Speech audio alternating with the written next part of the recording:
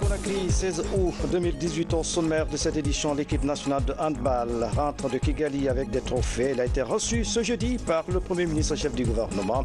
Dr Ibrahima Kassory Fofana se dit très satisfait de la prouesse des joueurs de handball. Comment faire face aux inondations en Guinée? La Croix-Rouge guinéenne tente de trouver des solutions à cette épineuse question. Les volontaires venus des sous-préfectures sont en formation à Conakry.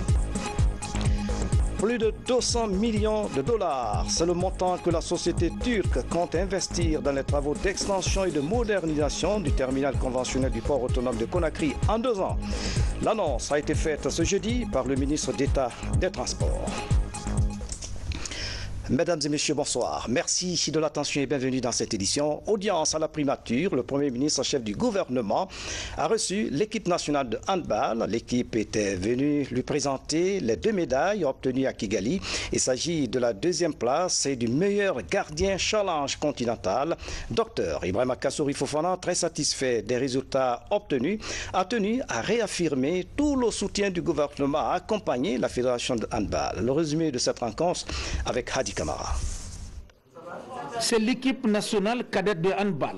Elle vient de remporter 2 trophées à Kigali, République de Rwanda. Il s'agit de la 2e place face au Nigeria et du meilleur gardien du tournoi Challenge continental. Ici, les sportifs, l'encadrement technique et le département des sports, de la culture et du patrimoine historique étaient tous mobilisés pour présenter ces 2 trophées au Premier ministre chef du gouvernement. Sans soutien de l'État, une équipe nationale n'est rien. Moi, je pense bien que ça ne fait que renforcer notre position et la conviction de la Fédération guinéenne de handball à essayer de donner toujours satisfaction au peuple de Guinée. Nous avons été toujours soutenus par notre ministère de tutelle, le ministre des Sports à la personne de M. Sansi Bantamasso. C'est l'occasion pour nous de lui dire merci parce qu'il fait tout pour notre fédération. Ces 2 trophées viennent renforcer la position de la Guinée sur l'échiquier international en matière de pratique sportive, surtout le handball.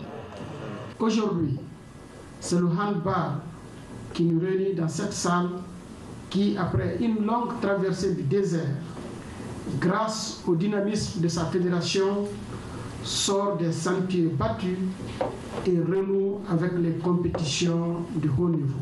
Décidé de marquer le retour de la Guinée dans le concert des nations du handball, cette fédération sur fonds propres a construit son gymnase de 1200 places et une aire de jeu de 600 places. Très rapidement, la confiance renaît entre les instances continentales et internationales du handball et notre fédération nationale. Très satisfait de la qualité des prestations de cette équipe, le Premier ministre Dr Ibrahima Kassory Fofana s'est engagé à œuvrer dans le sens de la promotion du sport en Guinée. Je souhaite vous dire que nous ne ménagerons rien pour accompagner les équipes guinéennes pour que ce palmarès puisse s'accroître pour le grand bien de la Guinée. Je vais vous dire, il y a un sentiment de frustration chez nos compatriotes depuis les moments de gloire de la FIA et du série national. Sentiment de frustration parce que notre vie n'est plus ponctuée par des succès qui faisaient la fierté du Guinée. Alors que ça nous vienne aujourd'hui du handball, nous en sommes ravis. Que ça nous vienne il y a quelques jours du karatéka, nous en sommes ravis. Monsieur le ministre, je voudrais vous féliciter pour tout l'engouement dont vous faites preuve, pour redonner au sport guinéen et au-delà du sport, pour redonner à la jeunesse guinéenne ces marques de fierté et de noblesse. Vous aurez tout le soutien du gouvernement pour vous permettre d'aller plus vite. La fédération est à pied d'œuvre déjà pour assurer la préparation physique et mentale des joueurs de différentes catégories en vue d'affronter d'autres expéditions internationales. Au mois de septembre, par exemple, il y a la Coupe d'Afrique des Nations pour les cadets et juniors à Marrakech du 6 au 22 septembre. Il y aura également au Congo-Brazzaville la Coupe d'Afrique Senior Dames. 10 pays africains prendront part à cette compétition dans la Guinée du 2 au 12 décembre prochain. Le ministre de l'Information et de la Communication poursuit sa série de prises de contact avec les associations de presse. La démarche du ministre Amara Sampare vise à établir un cadre de concertation entre la presse publique et privée et s'est entretenu à cet effet avec les responsables de l'UTELGUI. Bernard Nguinou. En recevant les responsables de l'Union des radios et télévisions libres de Guinée, Amara Sampare entend partager sa vision sur la nécessité de créer une plateforme de dialogue entre presse publique et presse privée. Au cours de cette audience, le ministre de l'Information et de la Communication a expliqué les motivations de son département. Ce type de structure est indispensable pour essayer de gommer les incompréhensions qui existent de part et d'autre. La presse privée n'est pas une presse d'opposition, comme on veut le dire, et la presse publique n'est pas une presse de propagande. Ce sont tous des journalistes qui essayent de faire leur boulot du mieux qu'ils peuvent dans des conditions que l'on connaît difficiles en Guinée. Et nous l'espérons, ce cadre permettra ensemble de poser les problèmes sur la table, d'en discuter entre personnes responsables et d'essayer d'apporter des solutions adéquates pour améliorer les conditions de travail des journalistes, qu'ils soient du privé ou du public, mais d'améliorer aussi leur niveau, renforcer leurs capacités, permettre aux journalistes de mieux appréhender les règles de déontologie qui permettront de garantir le respect des lois républicaines et de garantir le maintien de l'ordre public dans la cité. À l'issue des échanges, le projet de document de création d'un cadre permanent de concertation est remis aux responsables de cette organisation de presse. Le document comporte des termes de référence du projet, notamment la stratégie de mise en œuvre, le mécanisme de suivi-évaluation, ainsi que l'avant-projet d'arrêté portant création, attribution, composition et fonctionnement du cadre permanent de concertation entre la presse publique et la presse privée. De mémoire de journalistes, nous avons pour habitude de demander des rendez-vous chez les ministres qui nous gouvernent. Mais cette fois-ci, le ministre a eu l'initiative d'inverser la tendance parce que les choses évoluent. Donc nous saluons aujourd'hui à plus d'un titre cette démarche participative à laquelle le ministre a bien voulu nous faire part.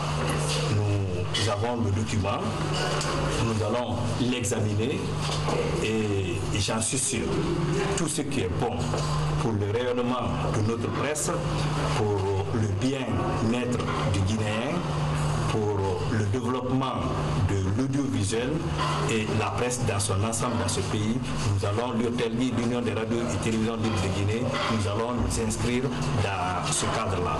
Comme l'Union des radios et télévisions libres de Guinée, d'autres organisations de presse devront également recevoir ces projets de documents afin d'apporter leurs amendements à cette démarche des fédérations professionnelles pour une presse nationale plus unie et plus dynamique. L'expérience guinéenne en matière de production énergétique commence à faire des émules en Afrique. La ministre nigérienne de l'énergie était à Conakry pour s'inspirer de l'expérience de la Guinée au moment où son pays s'apprête à lancer une centrale à charbon. Nabi Kamara. L'électrification du pays constitue une priorité pour le président Alpha Condé. La construction des barrages hydroélectriques de Kaleta, Swapti et Amaria se situe dans ce cadre. L'initiative commence à faire tache d'huile dans la sous-région, comme le témoigne la ministre nigérienne de l'énergie en séjour à Conakry dans le cadre des échanges d'expériences entre les pays membres de la CEDEAO et l'ABN. Nous sommes venus en Guinée pour nous rendre compte de l'expérience guinéenne réussie en matière énergétique, surtout en ce qui concerne les centrales thermiques et en termes de BOT, comment les choses sont structurées, parce que le retour d'expérience africain est bon à prendre et ça nous permettra de gagner et du temps et on va dire aussi peut-être de l'argent. La ministre nigérienne de l'énergie et son homologue guinéen ont échangé sur les tarifs de l'électricité, les contrats en BOT et la mise en service bientôt d'une centrale à charbon au Niger. Ils ont apprécié les efforts de la CEDEAO dans le développement du secteur de l'énergie dans la sous-région. Quant à l'ABN, les deux ministres ont reconnu que sa survie dépend de l'existence du fleuve Niger, d'où la nécessité de sa protection. On va pouvoir désensabler complètement le fleuve Niger et équilibrer le niveau d'eau dans le lit majeur, ce qui est un partage important dans la sous-région pour la CEDEAO et pour l'ABN également. Avant de quitter Conakry, la ministre nigérienne de l'énergie et son homologue guinéen ont visité les centrales électriques de Kaloum 1 et 2, des installations thermiques de compensation des pertes d'énergie en période d'étiage en Guinée. La Croix-Rouge guinéenne dans l'offensive contre les inondations à travers un projet de renforcement des capacités des volontaires pour réagir rapidement en cas de catastrophe. Les volontaires de 6 préfectures du pays bénéficient de cette formation que sont Mamou, Sigiri, Mandiana, Kerewani, Kouroussa et Forikaria. La rencontre a eu lieu à Forikaria précisément, à Bibtiam. Cet exercice n'est qu'une simple simulation. Les agents de la Croix-Rouge affûtent leurs armes contre d'éventuels cas d'inondation et leurs conséquences sur la population.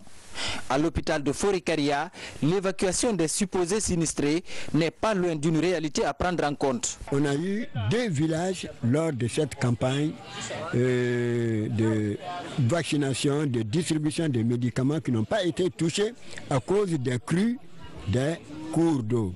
Et si la pluie continue, les villages peuvent être atteints. Et ce qui va nécessiter le déplacement de la population, tout une prévention, il faut faire la riposte, il faut apprendre comment gérer tout ça. Et c'est à cela que la Croix-Rouge est préparée aujourd'hui avec la santé. La prise en charge sanitaire s'accompagne d'une assistance alimentaire. Un campement pour les déplacés est aménagé au stade municipal. Les volontaires apprennent dans cette autre étape les contraintes liées à l'opération de distribution des denrées aux populations en détresse. Notre capacité a été bien améliorée. Et en cas de catastrophe maintenant au niveau, que ce soit inondation ou bien que ce soit l'épidémie, et on peut dire qu'on est prêt à l'heure où nous sommes d'agir. Aujourd'hui, nous sommes fiers de constater que les volontaires de la Croix-Rouge maîtrisent parfaitement les gestes de premier secours, que les volontaires de la Croix-Rouge savent installer des camps, effectivement, que les volontaires de la Croix-Rouge savent servir, savent rendre disponibles les différents services, comme le rétablissement des liens familiaux, comme la prise en charge médicale, comme les questions logistiques, comme les questions de construction des abris, les questions de construction des latrines de fortune. Rien n'est encore gagné. Dans le campement, un supposé sinistré vient de perdre la vie. Une nouvelle épreuve qui rappelle l'immensité des défis à relever en matière de premier secours. Notre vision, c'est celle que le cadre de CND nous a instruit, c'est que d'ici 2030, qu'il y ait 0 mort lorsqu'une catastrophe survient. Pour cela, il faut nécessairement préparer non seulement les décideurs, les acteurs, mais surtout les populations qui sont souvent victimes. Dans cet exercice de simulation, des familles entières se retrouvent après avoir été séparées sous la pression des inondations. Une victoire pour la Croix-Rouge guinéenne, désormais prête à relever cet autre défi lié aux inondations. Dans l'actualité encore, relier Dubrika à Koya sans passer par le kilomètre 36, c'est possible. La transversale numéro 13 entre Gomboya et kilomètre 5 à Dubrika fait le pont entre les deux préfectures. Cette voie, si elle est réalisée, pourra contribuer à limiter les embouteillages au niveau du kilomètre 36. Nos reporters ont parcouru cette route. Voici donc le reportage de Alia Kamara et Ansoumane Toumani Kamara. Sous le regard bienveillant du mont Kakoulima, la transversale T13 sur la nationale Conakry-Koya Une route secondaire qui traverse Gomboya, un quartier avec une forte démographie, pour déboucher sur la préfecture de Dubreka. La poussée démographique accompagnée de l'industrialisation de cette zone fait de la T13 une route très pratiquée. Les habitants de la localité ont un cri de cœur auprès des pouvoirs publics, faciliter la circulation sur cette transversale.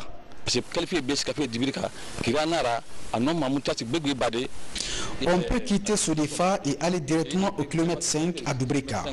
Si la route est faite, il y aura moins d'embouteillage au kilomètre 36 et ça réduit la distance à parcourir.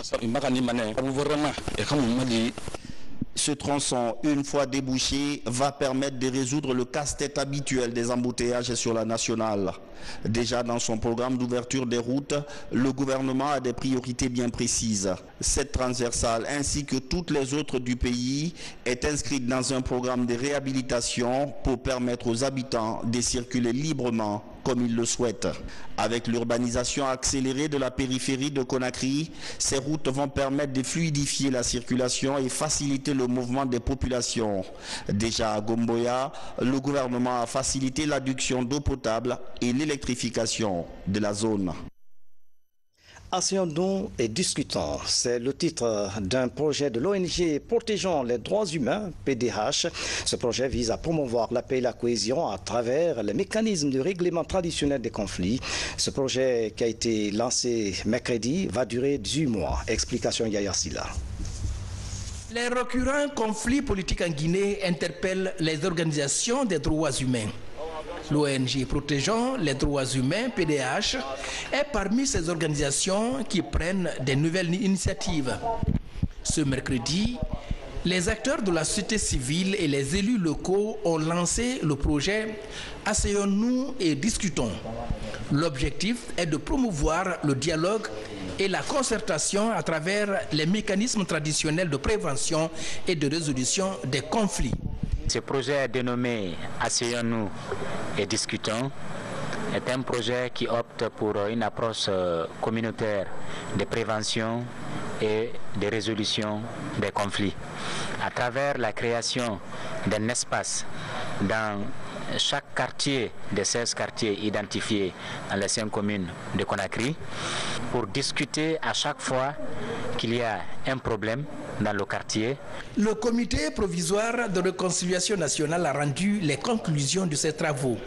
Parmi ces recommandations figure en bonne place la prévention des conflits. Pour Osiwa, la paix n'a pas de prix. C'est juste de faire en sorte que les gens aient cette culture de débat, les gens aient cette culture de contradiction. Donc le projet, pratiquement, c'est 3 éléments essentiels. Le premier, c'est quoi? C'est de prévenir les conflits. Le deuxième, c'est essayer de résoudre ces conflits où il y a conflit de façon pacifique.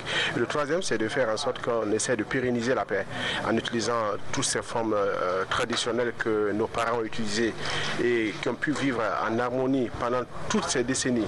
Le département de la jeunesse s'engage à accompagner l'initiative de l'ONG Protégeant les droits humains.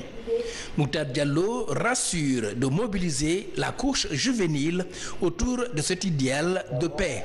Nous sommes dans une démarche de mobiliser l'ensemble des acteurs du côté de l'État, du côté des partenaires techniques et financiers, du côté des acteurs sociaux et politiques pour qu'ensemble que nous soyons d'accord sur l'importance, sur l'impérieuse nécessité de préserver la paix. Bien sûr, ça met en cause la nécessité qu'il y ait des contradictions, des différences, mais qui doivent être gérées dans le cadre des lois, dans le cadre du respect des droits humains.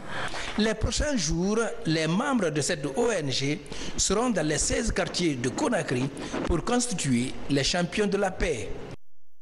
Je vous le disais en titre, conférence de presse ce jeudi du ministre d'État, ministre des Transports, autour de la signature de la concession du port autonome de Conakry avec la société Al Barik de la Turquie. Principal enjeu, la société va injecter en 2 ans plus de 200 millions de dollars dans les travaux d'extension et de modernisation du terminal conventionnel du port autonome de Conakry. Selon cette convention, aucun travailleur ne sera mis en chômage technique. Fodé Camara, reportage. Récemment, la concession du port autonome au groupe turc Al Bayrak a fait les choux gras de la presse. Autour de cette question d'actualité, Aboubakar Silla, le ministre d'État des Transports, s'empresse de définir les grandes lignes de ce nouveau partenariat public-privé pour l'extension et la modernisation du terminal conventionnel du port autonome de Conakry. Je dois d'abord commencer par dire que cet acte qui a été conclu par le gouvernement guinéen et la société Al Bayrak de Turquie, ce n'est pas une vente du port autonome. Le port autonome n'a fait l'objet d'aucune cession. Il n'y a eu aucune aliénation du patrimoine.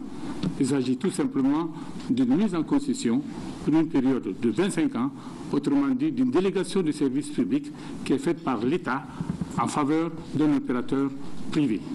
Je crois qu'il est très important qu'on le sache parce qu'il y a eu des rumeurs de tout genre qui ont fait croire qu'il s'agissait purement et simplement d'une cession définitive du port. La deuxième chose sur laquelle je voudrais insister, c'est que ce n'est pas tout le port autonome de Conakry qui a été mis en concession. Le port autonome de Conakry, je vais vous le dire, est composé de plusieurs terminaux. C'est le port conventionnel qui a été mis en concession en faveur du groupe Al Bayrak de Turquie. Je dois vous dire que ce port conventionnel, il existe depuis de longues années, depuis les années 80. Donc ces installations sont aujourd'hui saturées, elles sont vieillissantes et leur remise en état, leur extension, leur modernisation exigent des montants considérables dont ne dispose pas en ce moment notre pays. En chiffres, les 178 pages de la concession avec le groupe turc Al Bayrak se résument par 200 millions de dollars à injecter dans les activités dès les 2 premières années, avec une possibilité de revoir à la hausse les revenus douaniers. Je vais vous donner quelques chiffres. Les revenus de l'État qui sont prévus en dehors des droits de douane, des impôts, les revenus de l'État pendant la durée de la concession qui est de 25 ans sont chiffrés à 330 millions de dollars. 330 millions de dollars, faites le calcul, divisé par les 25 ans, ça vous fait à peu près 13 millions de dollars chaque année qui vont tomber dans les caisses de l'État. C'est une moyenne. On va commencer par des chiffres plus faibles, mais au fur et à mesure que le volume des activités du port va s'accroître dans le temps, on va arriver à des chiffres qui vont avoisiner les 21 millions de dollars par an. Donc on a une moyenne générale sur les 25 ans de concession à peu près de 13 millions de dollars chaque année, contre aujourd'hui, en matière de redevance versée à l'État, 0 francs.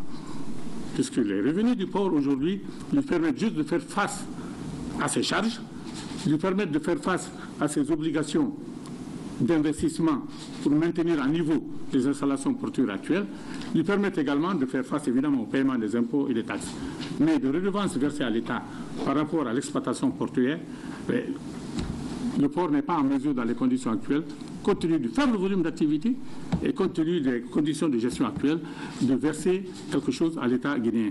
Ce qui va être une situation donc, qui va changer avec ce groupe Al Bayrak.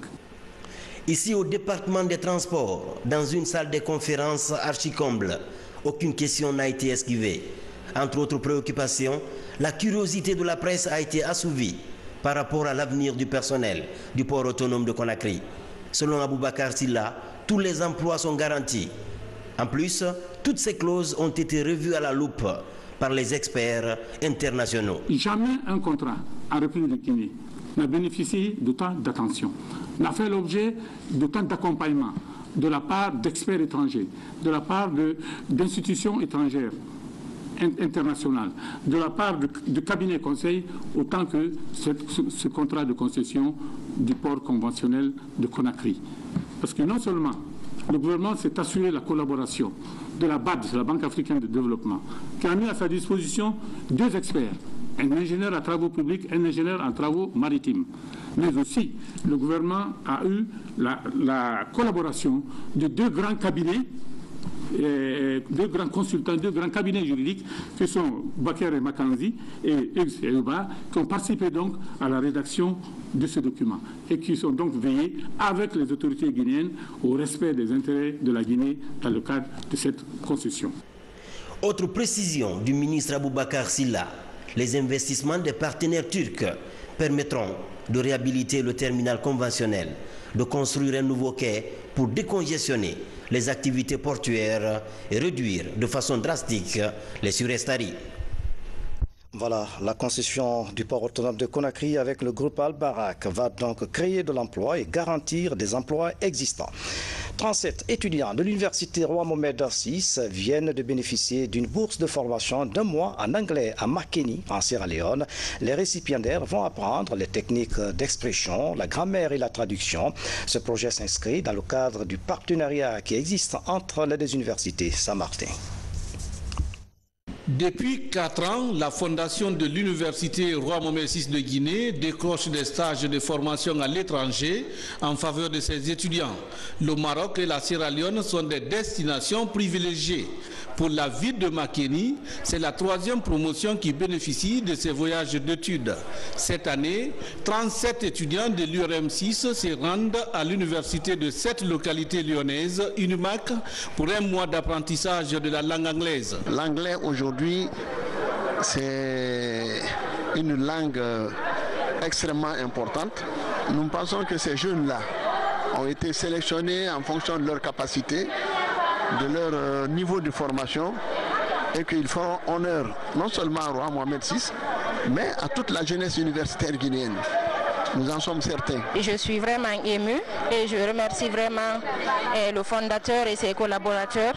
Et nous vous assurons que nous allons faire la fierté de la Guinée arrivée là-bas. Et je conseille à tous ceux qui sont partis de se mettre au travail ardemment aussi. C'est un voyage plein d'enseignements. Parmi les récipiendaires, nombreux sortent de leur pays pour la première fois. À Makeni, ils sont accueillis par les encadreurs de l'UNIMAC. Ici, le programme d'enseignement est riche. Des cours spécifiques pour accélérer l'apprentissage. Il s'agit de la grammaire, l'expression, le vocabulaire, la traduction anglais-français, la culture, l'éducation et l'informatique.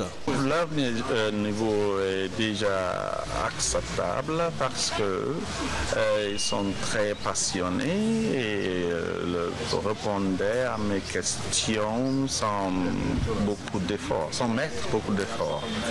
Et je pense qu'il y a la volonté d'apprendre. Aussi, toutes les questions que j'ai posées, ils ont répondu à eux et comme ça, je pense que leur niveau est avancé. Avec cette langue, nous avons plein d'opportunités à travers les grandes sociétés internationales du pays pour le travail. Et puis nous sommes là aussi pour un objectif bien déterminé, pour qu'on puisse se donner à l'anglais et pour avoir un certificat pour aller honorer la République de la Guinée et en même temps honorer nos parents qui ont beaucoup fait pour nous et puis honorer aussi le fondateur de l'université Roi Mohamed VI. Ces étudiants guinéens sont émerveillés par la disponibilité des encadreurs et la qualité des enseignements reçus. À la fin de la formation, ils devront être en mesure d'écrire et de parler couramment l'anglais.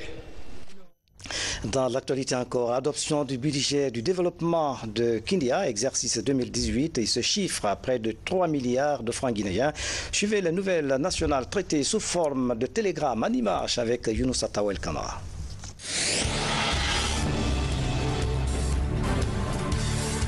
La réforme vise à renforcer les capacités opérationnelles et techniques des 30 régisseurs de prison du pays.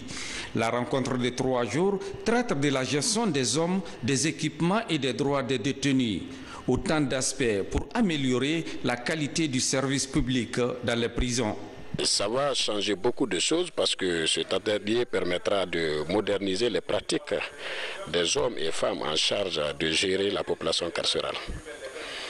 Et je crois à l'issue, je garde l'espoir qu'à l'issue de cette formation, ces personnes n'est-ce pas, pourront être regardés avec humanisme. Nos prisons souffrent de beaucoup de maux, mais le principal mal est que le personnel qui dirige et qui gère ces prisons n'est pas du tout formé au métier pénitentiaire. Donc, malgré le fait qu'il n'y a pas assez de moyens pour travailler dans les prisons, il est très important de donner à ces dirigeants, à ces directeurs de prison, directeurs adjoints, les moyens techniques nécessaires pour mieux accomplir leur mission. Donc la finalité, c'est quoi? C'est moderniser le système carcéral de manière à l'arrimer aux normes et aux standards internationaux qui exigent un meilleur traitement des personnes qui sont privées de liberté.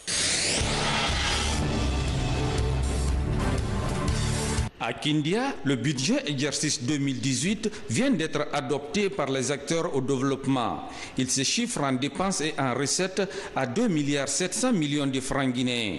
C'est au cours d'un conseil administratif organisé par l'administration préfectorale.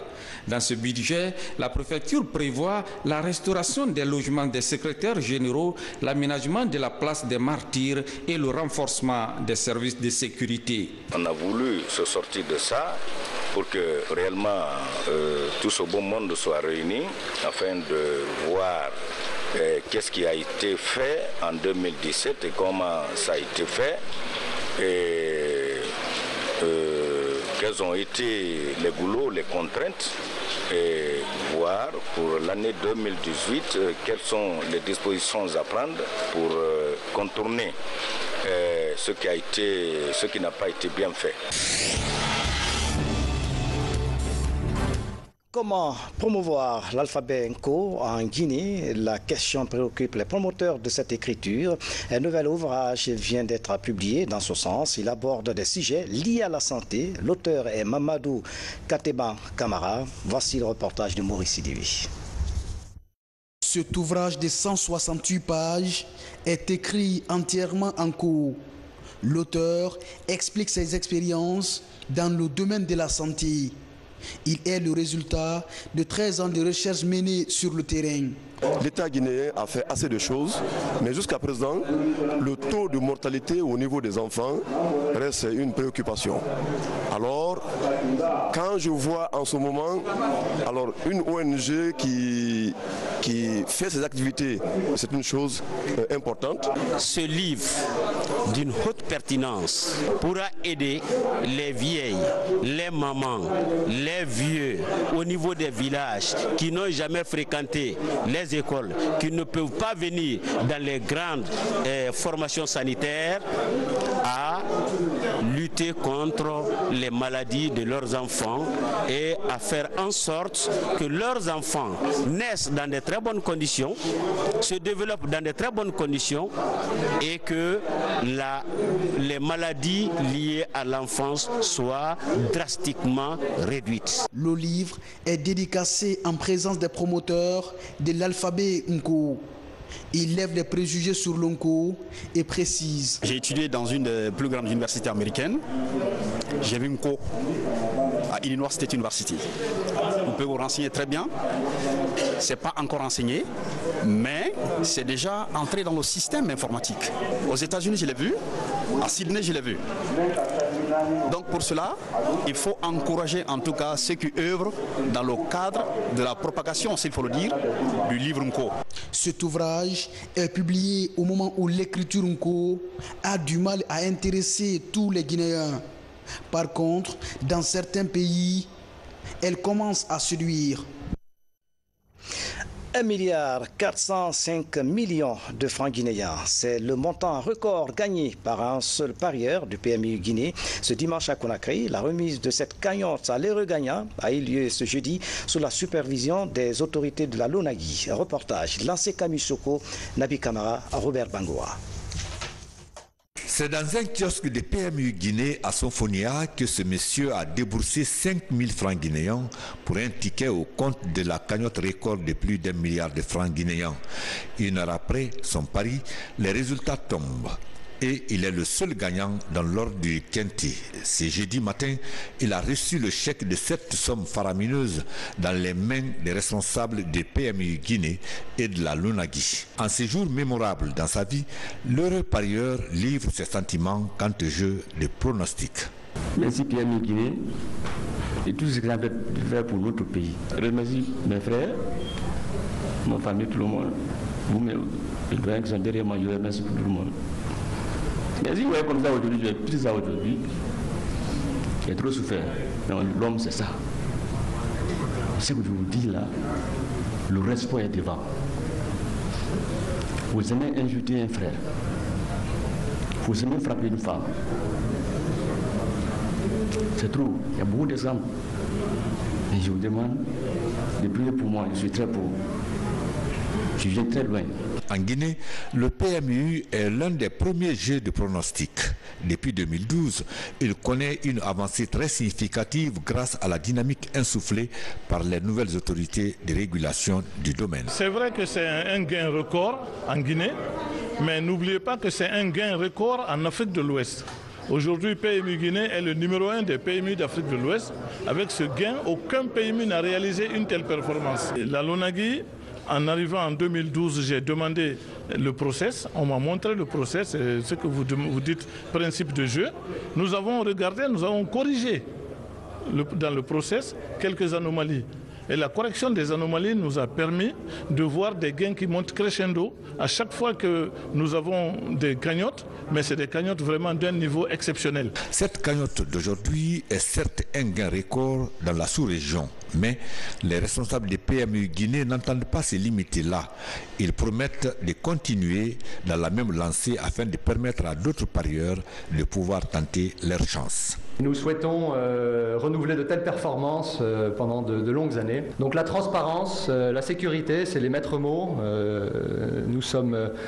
Nos paris sont sécurisés, notre serveur est directement connecté au serveur des courses françaises, donc ce qui empêche toute fraude, ce qui empêche toute prise de pari à partir du moment où les chevaux ont démarré la course. C'est notre point fort, je dirais, qui garantit la confiance auprès des joueurs. L'apport des PMU est très considérable en Guinée, non seulement pour l'État, mais aussi pour bon nombre de citoyens qui en profitent. À ce jour, le Pari Mutuel Urbain emploie plus de 150 agents de bureau et plus de 1000 agents revendeurs à travers le pays. Et puis, en plus bref, sur le continent au Mali, le président sortant Ibrahima Boubacar Keïta est réélu avec 67,17% des voix. Arrivé au pouvoir en 2013, Ibeka se dirige vers un nouveau mandat à la tête de la République du Mali, où la question sécuritaire reste une grande préoccupation. C'est la fin de cette édition. À tous, merci de nous avoir suivis. Excellente soirée, où que vous soyez dans le monde. À bientôt.